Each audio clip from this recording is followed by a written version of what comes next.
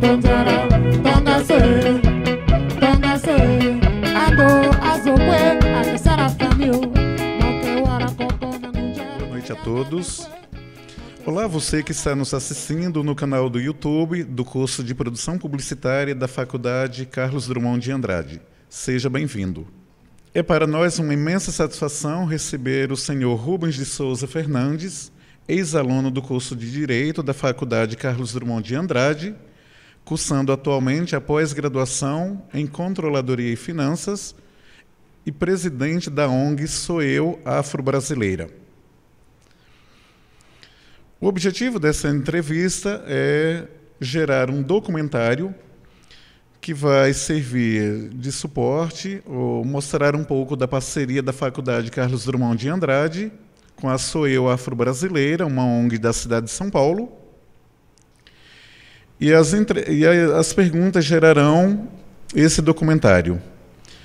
Muito obrigado pela presença e pelo aceite ao nosso convite de participar desse documentário. Sem dúvida, sua contribuição será ímpar para reforçar, para dialogar, mostrar um pouco da causa negra, que é uma lei federal, que todas as instituições devem utilizar, adotar, praticar.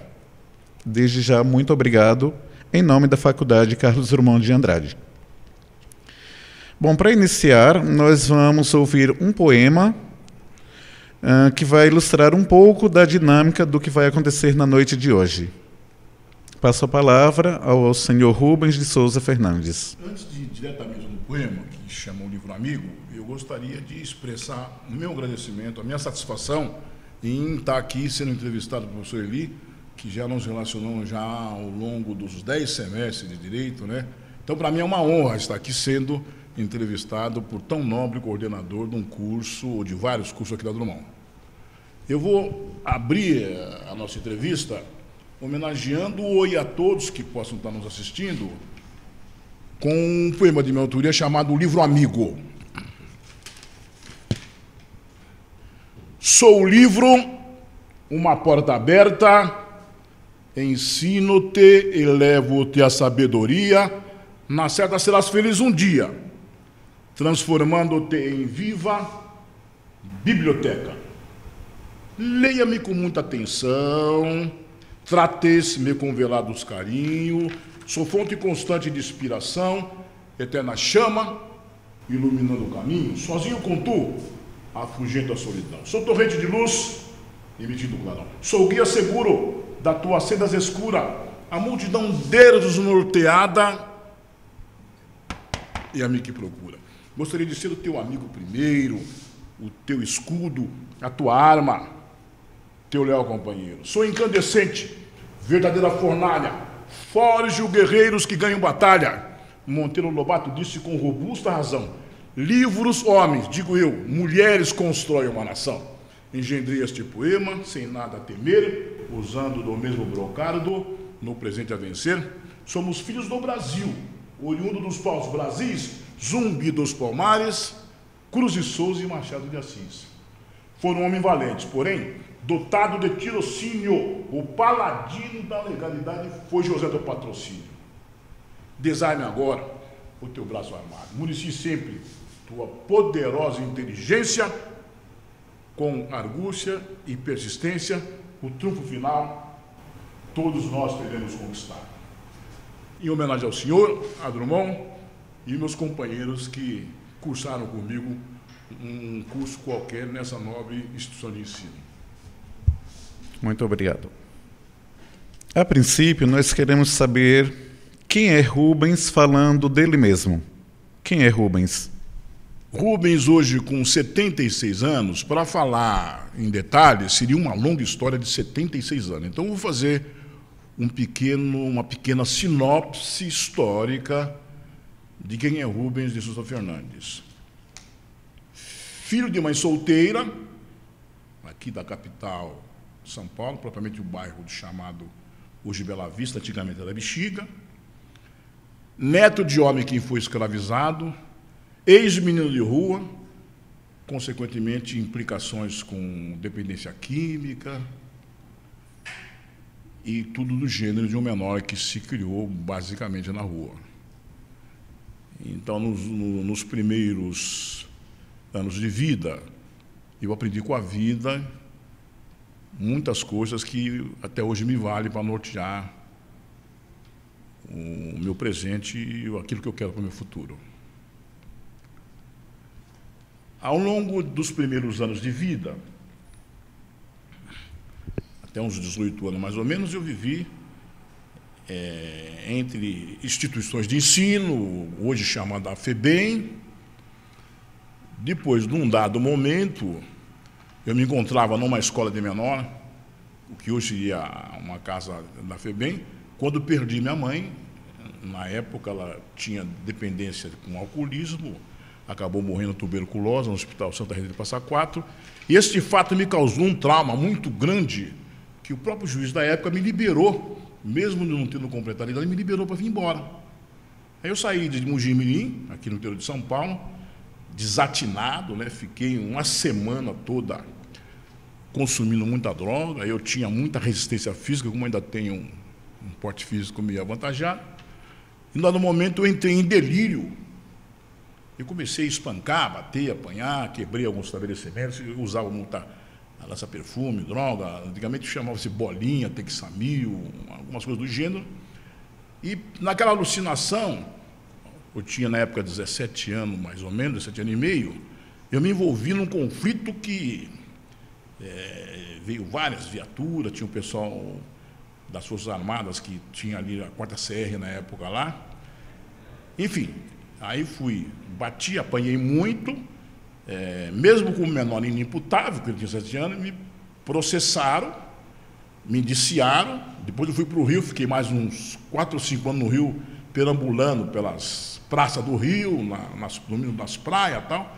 Quando eu voltei, eu estava condenado naquele processo que eu fui indiciado como menor. Aí me mandaram inaugurar o pavilhão 9. Quando eu cheguei aqui em São Paulo, depois que eu vim meio desnorteado do Rio, da capital do Rio até Resende, vim andando, depois peguei uma carona, cheguei aqui em São Paulo no inverno. Até me lembro até hoje que tinha uma jaqueta do Exército, que estava na rua, aqui na rua, no começo da rua Consolação aqui, ou melhor, na Augusta ali. Quando a polícia me abordou e me perguntou o meu nome, eu dei um nome e tal, ele puxou o meu DVC, ou a minha identidade. Eu estava condenado a 11 meses e 20 dias em função desse desacato à autoridade, um monte de agressão. Aí me mandaram lá para o pavilhão 9, inaugurar o pavilhão 9 na época, que até depois, posteriormente, houve um massacre lá, no governo do Fleury, mandou matar um montão de gente lá, né?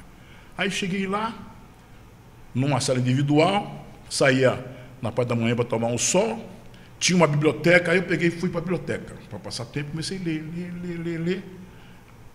Eu li um livro que me marcou muito até hoje, chamado A Memória do Suicida, de Ivone Pereira, que era uma média, né, que contava a vida de um fidalgo português, muito bom vivant, muitos recursos, bebia muito, vivia só de festa em festa e tal. E depois, num dado momento, ele viu que ele tinha desencarnado e se encontrou num vale que tinha pessoas que tinham se envenenado, tinham se dado tiro no ouvido, tal, era o Vale do Suicida. Aí ele falou, mas por que eu estou aqui? Né? Se eu sempre gostei da vida, né? Até gostaria de ter continuado existindo, né? Aí o anjo de guarda dele, através da consciência, falou, você tinha uma expectativa de vida de X anos, como você delapidou a sua saúde em festas, em boemias, você é um suicida. Aí eu falei, então a minha mãe foi uma suicida, porque ela é muito nova, começou a beber, né? E acabou se suicidando lentamente. E daí caiu a minha ficha, eu falei, eu também estou no mesmo caminho. Aí foi daí que eu falei, bom, eu não quero isso para mim, né? E a partir dali, eu me envolvi com o livro, no conhecimento, saí dali, não tinha para onde ir. O pai do Miguel Reale Júnior, hoje, que era o Miguel Reale Júnior na época, ele era secretário de Justiça. Eu saí da casa de detenção e não tinha como ir para lugar nenhum. E eu não queria voltar justamente a me envolver no mundo da delinquência juvenil. Aí fui num órgão que hoje é a COESP, Antigamente era chamada o DIP, Departamento dos Institutos Penais do Estado. Fui lá, pedi um amparo lá para a diretora, que era a doutora Cora, que era assistente social, expliquei minha situação para ela, ela falou, você não tem direito de ficar aqui, porque você não veio da penitenciária, você veio da casa de detenção. Mas, em todo caso, como tem uma casa que está inaugurando aí, quem inaugurou a casa na época era o Ademar de Barros. Então, o senhor vai ficando por aí. Aí eu aproveitei, com boa vontade, já comecei a fazer limpeza, ia buscar a alimentação dentro da penitenciária. Tinha uma pessoa que me conheceu, falou, ô, negão, você está aí, pô, vai roubar, rapaz, você está aí, saiu daqui, está rodeando aí na cadeia. Eu falei, estou nem aí. Aí fiquei uns quase um ano e pouco trabalhando de graça. O Ademar de Barros, por sugestão do secretário, me nomeou funcionário da Secretaria de Justiça. Ali eu conheci outras pessoas, fiz um novo relacionamento e aprofundei os estudos, fiz uma Madureza, não concluí na época, me casei no primeiro casamento, fiquei 20 anos casado, depois me separei, e quando chegou mais ou menos na idade de uns 40 anos, mais ou menos, né, eu já me encontrava liderando o movimento de recuperação de alcoólico e toxicômano, né? Eu tinha uma relação na área artística, que eu cantei muito tempo em coral, né, que eu faço a chamada voz do tenor, né, e transformei a minha vida, né, baseada na experiência desse livro, que me mostrou que eu era um candidato a ser um suicida, né. Só que eu não sabia, na época eu não tinha consciência, de que a bebida, para algumas pessoas, tem um caráter de enfermidade. Pela Organização Mundial da Saúde, o alcoolismo é uma doença. E tem pessoas que não conseguem beber socialmente, que era o meu caso.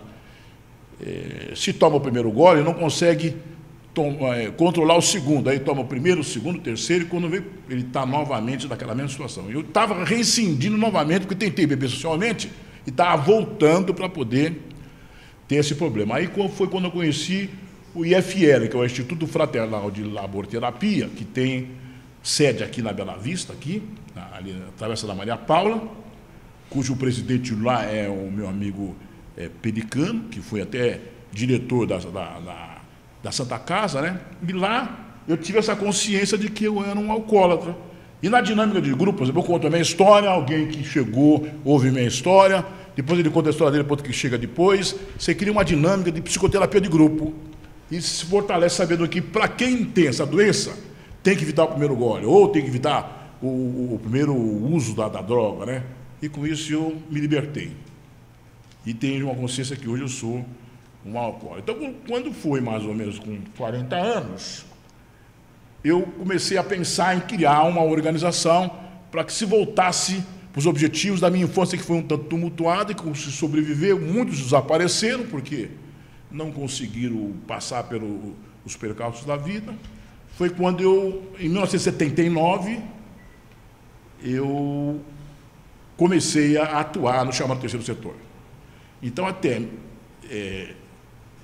mais ou menos uns 40 anos, essa foi, em resumo, a minha vida, né? Senhor Rubens, o senhor fala que a partir de 1979 começou a se envolver, né, com as organizações não governamentais. A partir dessa sua fala, por que o senhor acha importante defender a causa negra? Quais as oportunidades que o senhor vislumbra ao estudar, pesquisar e defender essa bonita causa? Em 1979, eclodiu aqui em São Paulo um movimento negro, onde, como reflexo da Semana do Modernismo, de Mário de Andrade, que ocorreu alguns tempos anteriores, né, começou a surgir a necessidade do negro procurar fazer movimento em função de corrigir a histórica desigualdade que sempre existiu em cima dos afrodescendentes, a partir do momento em que ele veio num êxodo aqui para o Brasil e foi libertado de uma forma aleatória, sem política pública, ele ficou, como até hoje continua, descolado das melhores oportunidades que o país propicia a quem? Os seus nacionais e para quem veio, inclusive, como imigrante aqui para São Paulo. Então, como eu vim de uma área profissional de vendas de livro, e para vender livro eu tinha que estudar muito, então eu comecei a conhecer a importância do conhecimento através de pesquisar bibliotecas, enciclopédias, né? E percebi que somente pelo estudo, no caso específico do afrodescendente, é que ele teria condições e instrumentalização necessária para fazer movimento para tentar corrigir essa desigualdade que atinge a comunidade negra, especialmente aqui no Brasil. Mas eu achei que sozinho seria difícil isso acontecer. Foi quando eu iniciei, na época, a Só Brasileira. Era uma ONG que tinha um nome de Só Brasileira, Sociedade Beneficente e Recreativa Afro-Brasileira, que eu pus no objetivo estatal dela todas as deficiências que o negro tinha em termos de lazer, educação, cultura, o início do relacionamento do negro com os países que mantêm relações diplomáticas com o Brasil, principalmente com os países africanos, né? E coloquei isso como objetivo principal da entidade, né? E na época eu já teve na fundação comigo alguns advogados, algumas pessoas que vinham da sociedade bem esclarecida, e fizemos, como pessoa jurídica, o início do movimento negro aqui em São Paulo. Enquanto tinha um movimento negro que não tinha personalidade jurídica, nós somos o primeiro movimento negro, como pessoa jurídica, a detonar esse processo que hoje tem como reflexo a Lei 10.639, que é a educação racial, e as cotas, né, que vieram para as faculdades, e atualmente até tem cotas no serviço público, etc., né? Então eu percebi que, pelo conhecimento, não só o negro, mas qualquer pessoa, se empodera de instrumento suficiente para superar mesmo essas desigualdades históricas que o negro traz com ele, correto? Só através do estudo e do conhecimento que ele pode conseguir encurtar a correção dessa desigualdade social. Qual a relação da escolha do curso Bacharel em Direito com a sua vida, com o que o senhor vivenciou ao longo do tempo e com a causa negra em especial?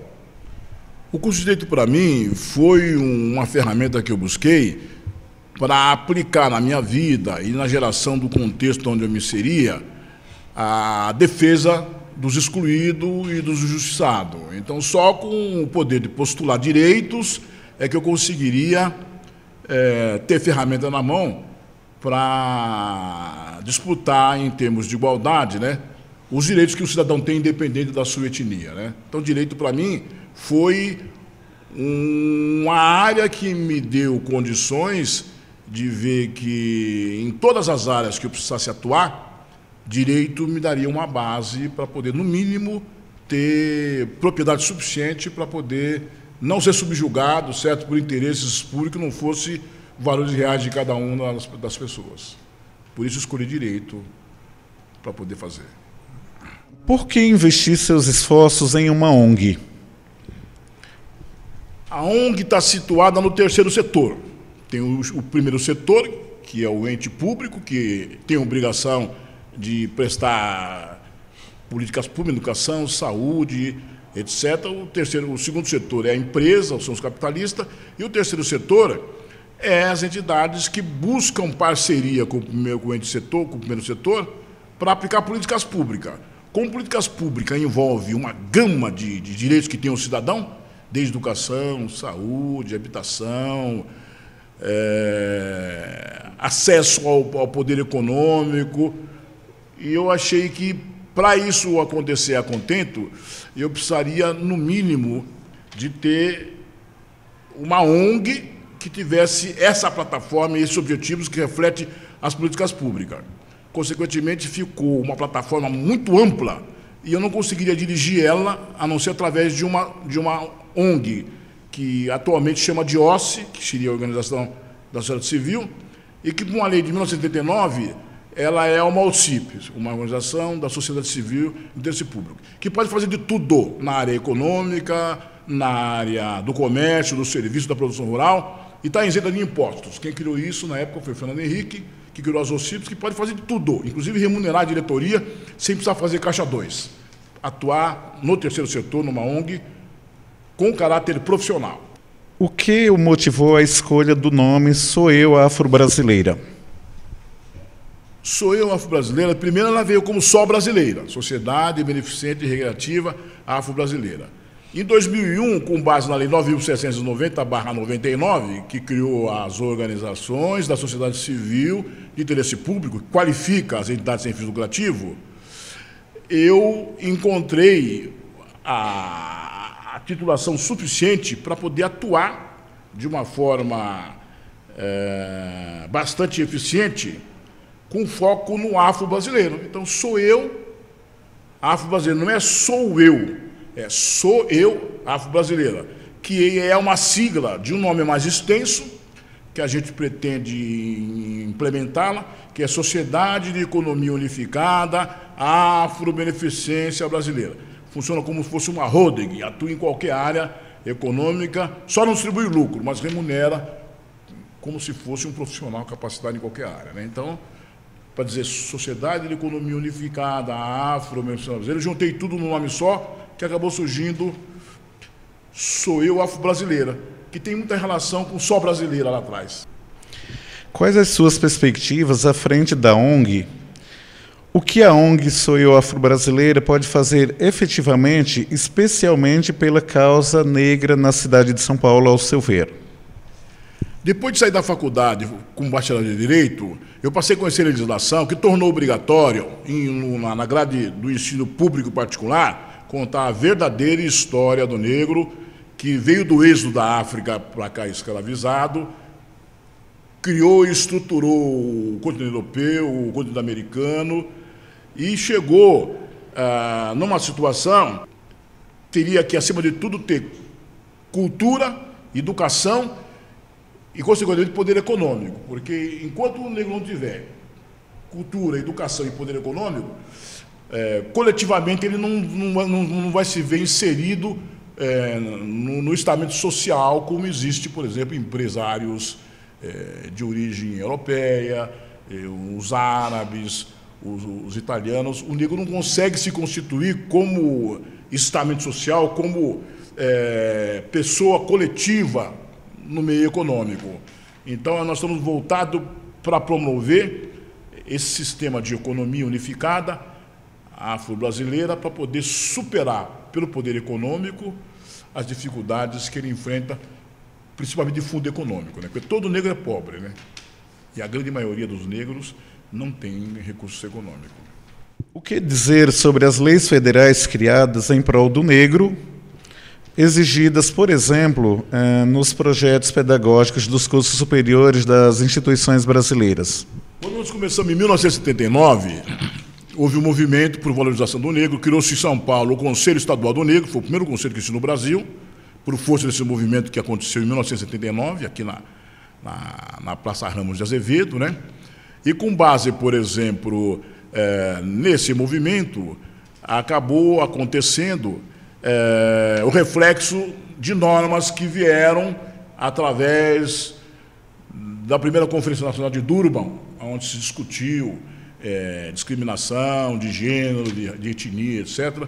E, posteriormente, se materializou aqui no Brasil como a Lei 10.639, que tornou obrigatória contar na grade curricular a verdadeira história do negro contado pelo negro, ou com a ótica do vencido, não com a ótica do vencedor, que é o europeu. Porque a história do negro é contada pela ótica do europeu, que colonizou, que explorou, que se enriqueceu, tanto da parte física do continente como do esforço físico do negro. E, consequentemente, quando ele conta a história do negro, ele conta como vencedor, deixando ele sempre com baixa estima e permanentemente subjugado, certo? Num clima de inferioridade. Então, essas políticas públicas que vieram materializadas na Lei 10.639, e depois, mais para frente um pouco, o Estatuto da Igualdade Racial, acabou, de uma certa forma, tornando obrigatória a implementação dessas políticas, certo? Na grade curricular, para contar a verdadeira história do negro, certo? Como ela realmente ocorreu. E os vultos que contribuíram para isso, né? Que não são poucos aqui no contexto nacional e no contexto internacional. Tem muito negro aí que parece que é branco, porque deram a coloração branca nele, mas ele é negro. Eu quero que o senhor fale agora um pouco sobre o que é Pontão de Cultura. Quais os objetivos, o que sugere, o que propõe esse Pontão de Cultura em relação à ONG?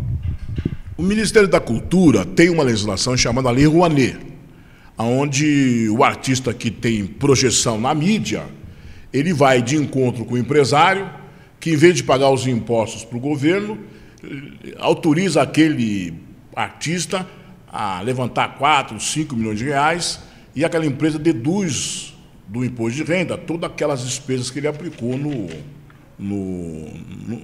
naquela expressão artística que geralmente ele faz com fins de lucro. Ele ganha o recurso público e vende a entrada, tem patrocínio, né? Então essa desigualdade foi corrigida pela Lei 13.018, que criou o pontão cultural. Porque observou-se isso, a gente deve-se, esse governo que vem aí, que de uma certa forma cometeu muito desmando, mas algumas políticas que foram implementadas valorizou muito a comunidade, né? Então, quem faz cultura de raiz, realmente, é a comunidade, e não recebe os benefícios da Lei Rouanet.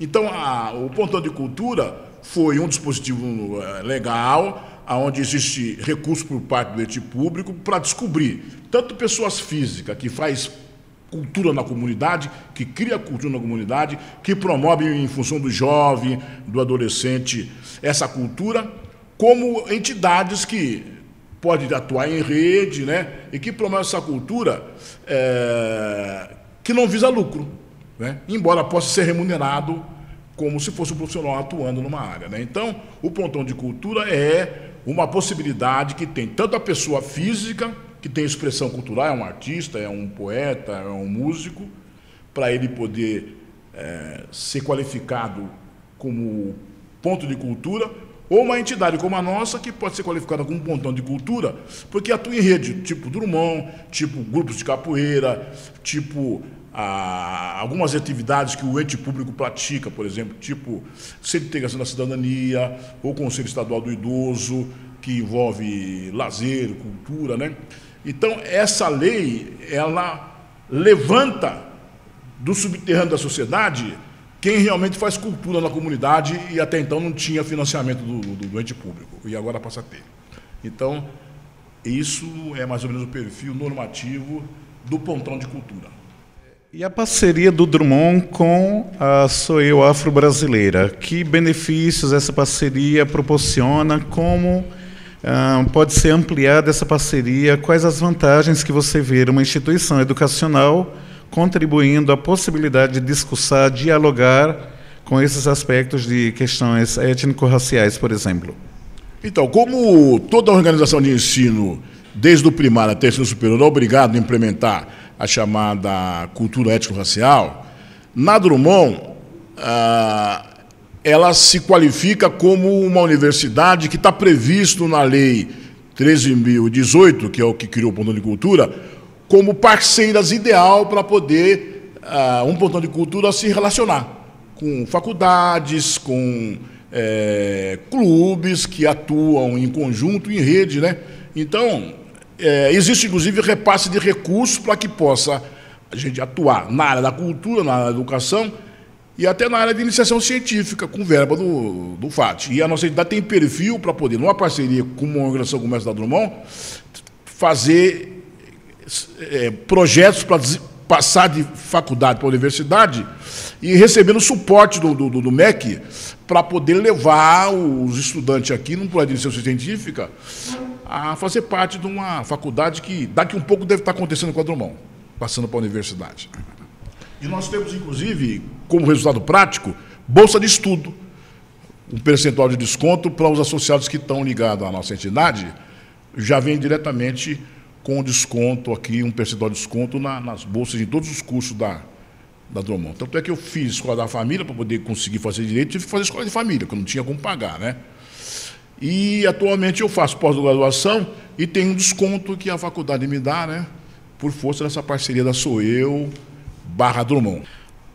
Para finalizar, eu quero que você deixe uma mensagem para os alunos que precisam dialogar com esses temas sociais, com questões de preconceito, com os desafios que todos os grupos étnicos enfrentam. O que o senhor deixaria de mensagem para um aluno universitário especialmente os que estão aqui presentes hoje? Olha, o acúmulo financeiro e econômico, ele se esvai, ele desaparece, e a pessoa pode ter muito hoje e amanhecer amanhã pobre.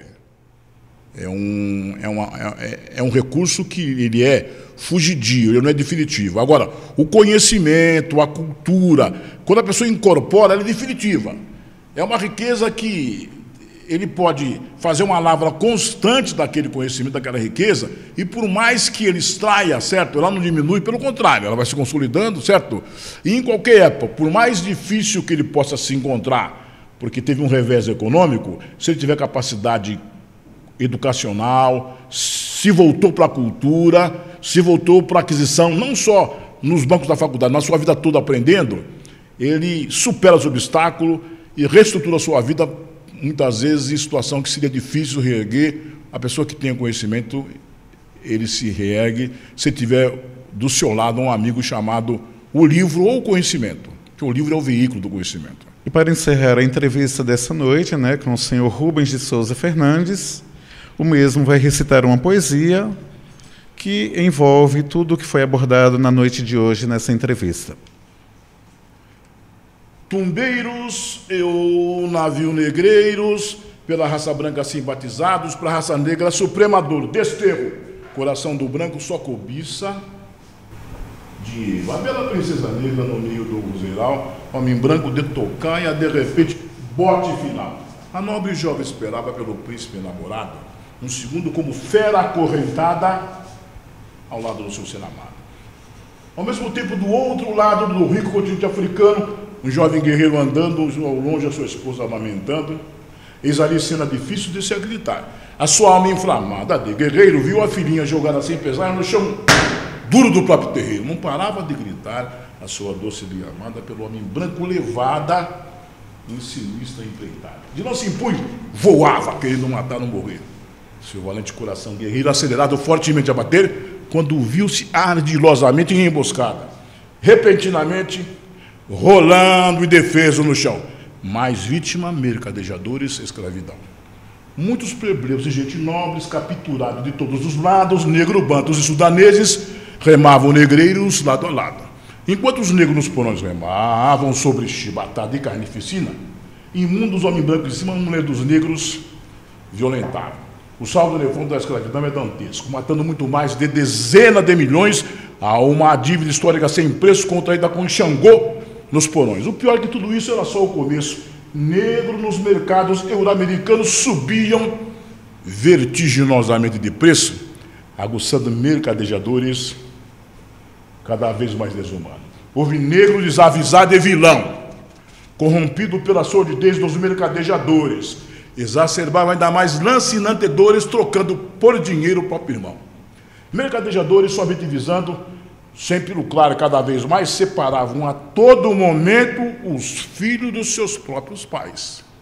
A esposa separada do esposo do guerreiro, a princesa do seu amado príncipe. Sequer souberam quais são os seus paradeiros, consequência de toda sorte de acinte. A título de ganhar mais dinheiro, populavam-se em grande pelos mares, tumbeiros e um navio negreiros, cancro maiores de todos os mares. Povoaram a América do Norte, em cima de milhões de mortes, igualmente do continente sul-americano, quando aqui chegou o valente povo africano. A raça negra no Brasil também fundou antigas e poderosas civilizações, sua força cultural entre nós perpetuou a estirpe dos nossos fraternos corações. Em qualquer parte do mundo que o negro foi obrigado a trabalhar, o irmão branco, sempre tirando com ele, aprendeu a amar. Não faltaram Zumbi dos Palmares, exemplo heróico de valentia, nem José do patrocínio contra os males, ao deserdado da sorte, lei como garantia. E as mulheres negras, pelas grandezas de mães e leites, entre outros dotes, preferindo 1000 vezes entregar-se à morte, a ceder o branco corrompido de torpezas. O negro é lindo, esteticamente falando, sua cultura milenar, dotado de genialidade, é vítima histórica das vilezas e crueldades, é fonte de amor eternamente jogando. Ó, advogado astucioso, Rui Barbosa queimou os arquivos genótipos dos nossos ancestrais. Mas a força do voto na urna, hoje o negro ganhou. Hoje somos a união de cidadãos, marginais nunca mais. Boa noite, obrigado.